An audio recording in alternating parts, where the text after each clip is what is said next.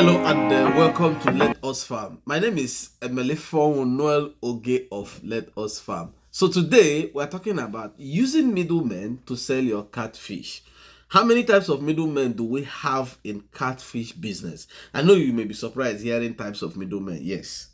But we have different types of middlemen in catfish farming. That's what we'll be discussing today.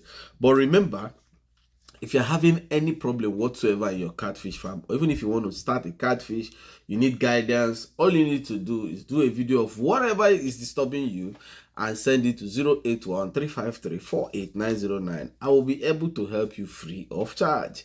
Yes, you heard me, it's free. You can check my videos and see that it's free.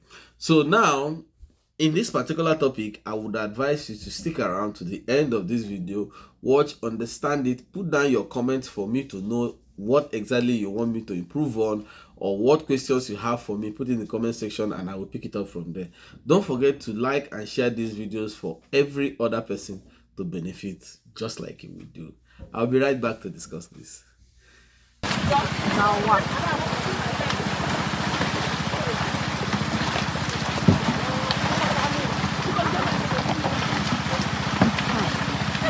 Why had you showing when did you know? Not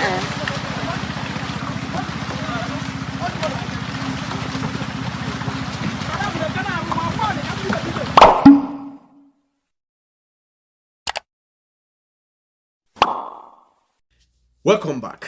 So, like I said from the beginning, we are talking about using middlemen to sell catfish. Now, if you have never heard this before, we have three main types of middlemen in catfish sales. Yes, you may not know, but yes, we have. And out of these three types of middlemen, two are better than the last one, but I will explain as we go further. Now, the first type of middlemen that we have in catfish farm, they are these middlemen that when you want to sell fish, you call them. They come to your farm. Some call them off-takers and all this, but they are middlemen because they are not your final consumer. A middleman is that person in between you and the person that is the catfish is sold to. So now these people, they are not actually the final consumer. So what they do is that they come to your farm, they buy your fishes, then go and resell. So their own is to make percentage commission on sales. Example, if you're selling 2,005 or 3,000 per kg, when they want to resell to the other person, they will now sell 3,200 or 2,700 when you add other factors like transportation and so on. That's how they do their own business. So these people, they rely on turnover, on huge turnover. So every day they are scouting to buy catfishes and sell to people. So they rely on huge turnover to make their very good profit, while you are the farmer who produces. So this is the first type of middleman. Then some people used to say that these people are bad. Yes, but these are even among the best category of middlemen you will have. Why do I say this? If you are into production of a large catfish, you discover that there's no way hoteliers that use your fishes can come to your farm. It's very rare. Most of them do not have the time or the luxury of sending their staffs to your farm. So they rely on these middlemen to buy from your farm, come and supply them. But you as a farmer can actually make the contact and break the middleman. So when you break the middleman, whatever they are supposed to pay on top that as commission will also be coming to you. So what you do, if you have vehicle for transportation, you can actually transport to these people. But sometimes, why most of us, like me, I use this set of people. Reason is that I have many ponds and I can't be supplying like that. But when I first started, these are particular things that I did. You know, I was doing these supplies. I still do one or two now, but not really like that, you know, because of time constraints and some other things. So if you are a beginner, this is very, very good for you if you can be able to break it. So today, for me, I use these people. And among the three categories I will explain, you will see that these people are better. But however, these people have some very serious challenges that you also watch out. The same thing applies to them, applies to the other two. But these ones, you just have to follow them up because they are in your farm.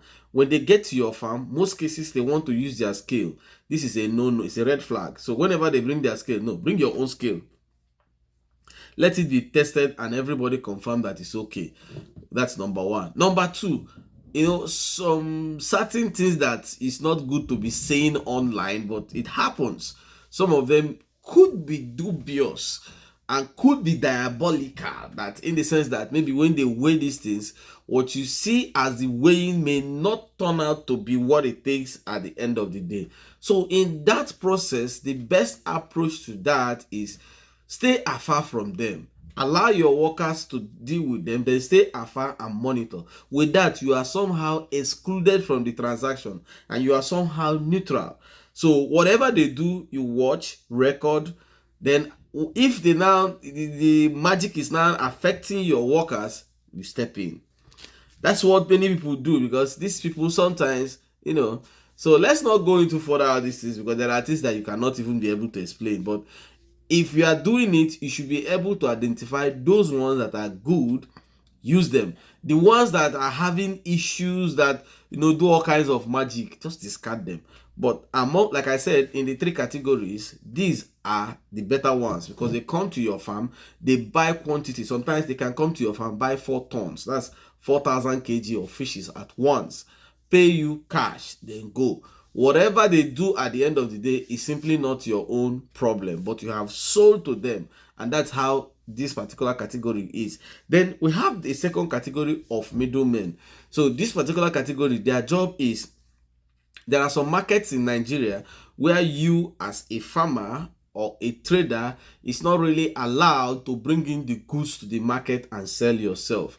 Yes, they kind of unionize all these things. I'm talking of a market like my 12 in Lagos. So you can't just carry catfish now, come into the market and start selling. No, when you get to the market, there are these middlemen that it's their job to get you buyers and supervise the sales. So what you do is you move the fishes there, you meet them, they will tell you, okay, sometimes what you do is that before you go there, you call them on phone, then tell them that I want to bring so amount of catfish. So what they do is they alert buyers that so person is bringing his or her catfish on so day, and look at how much the person want to sell and look at the size. They will do all these things for you. So when you now carry the goods to the market, they will be there to supervise the sales, after which the commission you agreed with them, you pay them and they go their way. So their own is that they don't buy, but they will help you to connect buyers to come and buy from you. Anyway, for now, I don't have any contact in my 12. So if you wish to use them, you can go there and make your inquiries. There are many products that people sell in my 12. They all have various different agents on ground. But one mistake you will do is, if you just send some products to them on trust. Some do it and they don't have issue, but as a beginner, I won't advise you to do it. Some people do it, they call them, tell them I'm bringing this quantity, they send it, the person will receive it there, sell it for them, pay the money back to the account, and they receive it. People do, but me, I won't advise you to do it, so that tomorrow, if you have issues on that, don't call me, I did not discuss with you. But I'm just saying it for you to know that this is what some people do. Now, the third category of the agents in catfish farming is a very funny one. Why I say it's funny is that there are a lot of things that go around these particular people that, it's funny because you may think they are helping you, but they are never helping you. Now, this category are the ones you call, tell them you want to sell fish. So what they do is that they will tell you, okay, no problem. They call people to come and buy. Sometimes when they get to your farm, they will tell you to leave the farm. That these customers, they will, when they see you, they will be pricing you rubbish and all this one story. So by the time you leave, it gives them the opportunity of stories with the farmers. Maybe you have 1 ton, 1,000 kg of fishes. They come back and tell you that, no, it's only 950 that we saw. Everybody saw it, it's only 950. What will you do? You see, that issue of sending you out, it speaks a lot.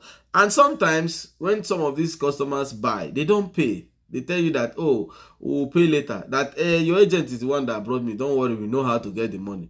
2-3 months, you are still asking for the money. The agent will tell you how much is that. Relax, your next sale, and we know how to collect that money from them. Stories like this is what they keep telling you. For me personally, I don't advise people on this issue, because there are things you can always advise people to do, and there are things you just have to allow people to figure out with their thinking. Because when this thing happens, sometimes it doesn't end well. Sometimes these agents cheat you by underpricing you. Maybe fishes are sold for 2.5, but because you never made any effort to go and get buyers, they will not tell you no, that people now are now pricing 2004. Meanwhile, they have discussed with the buyers to pay 2.5. Then they will now come again to you and still collect another interest on you, meaning they've charged this, collected interest, come to this, collected interest. And most cases, the number of tons or kgs you want to make from your fishes, they are never complete. And again, even if sometimes you stand there and you are watching, you see them dashing people your fish. Maybe the person is buying a fish and the total weight of the fish is buying is like 50.5 kg. You know that 0.5 is already half a kilo, which you're supposed to charge for, but they will overlook it and say no problem, it's just 0.5. No. In some cases, if you're overlooking, you are overlooking things that are not up to that. But if you're using a digital scale, it times everything. But these guys will just like, oh, 0.5, okay, don't worry, just go. Why they do it is that sometimes when they say just go, they still go at the back and collect money from these people. Now, maybe it's that let's go, he said, is something 0.5, that's half a kilo. And maybe you are selling a kilo for, let's say, 3,000, which means you're supposed to collect 1.5 from the person. He said, okay, now let's go, later we'll go see. He goes at the back of the person and collects 700 naira from the person. What has happened? They've cheated you, the farmer. You see, because for anything a thief sells is profit. Any amount is profit. This is just the truth, because he put nothing inside, so anything he gets is profit. So the farmer loses. So this category of middlemen, I never advise people to use it, but some people are using it and claiming that they are seeing it. But these are the 3 types of middlemen you see in catfish farming. So whichever one that suits you, you can go for. But for me, don't ask me for contacts, because you have to go out and make contacts, because I cannot be in all the places the same time. Like, I'm not marketing anybody's contact. So, but I'm just telling you, for you to understand that these are basically the set of middlemen that you will see in this business. And these are things they do for you to be wary of what they do, to make sure you don't fall into any trap that, will make you to lose money. So is there anything here that I have said that probably you don't really understand very well, or you want me to explain? Kindly use the comment section. Or is there any topic that you want me to explain? Kindly use the comment section. Or if your catfishes are still having issues, do a video and send to 081 353 48909, and that will help you for free.